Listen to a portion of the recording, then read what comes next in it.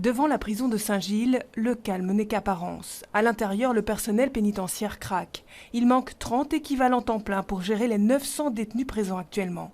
Un problème de sous-effectif aggravé par la pandémie. Tous les jours, il y a des entrants qui rentrent avec des symptômes qui sont positifs. Et en plus de ça, il faut gérer. Donc, il faut construire des bulles, éviter que des détenus se rencontrent. Enfin, voilà, il y a une organisation de travail qui est très exigeante. Alors pour marquer le coup, le personnel affilié à la CSC s'est donc mis en grève jusque ce soir, 22 heures. Quand vous êtes à pratiquement plus de 500 000 jours de congés à prendre et qu'on ne sait pas les prendre par manque de personnel, parce que quand vous demandez congé, malheureusement, quand il n'y a pas assez d'effectifs sur le terrain, on vous le refuse. Moi, à titre personnel, j'ai 160 jours de congés à prendre, je ne sais pas les prendre.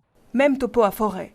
Alors, les syndicats CGSP et SLFP déposent eux un préavis de grève, avec en ligne de mire les effets de l'entrée en vigueur de la loi sur l'exécution des peines de moins de 3 ans. On risque d'avoir de plus en plus d'entrants à partir du mois de janvier pour justement ces petites peines, alors qu'une solution avait été trouvée précédemment.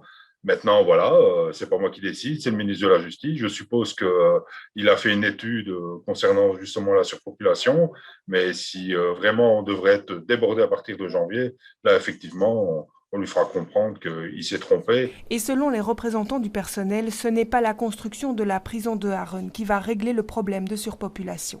La problématique doit être attaquée, à mon avis, sous un autre aspect, via des alternatives de peine.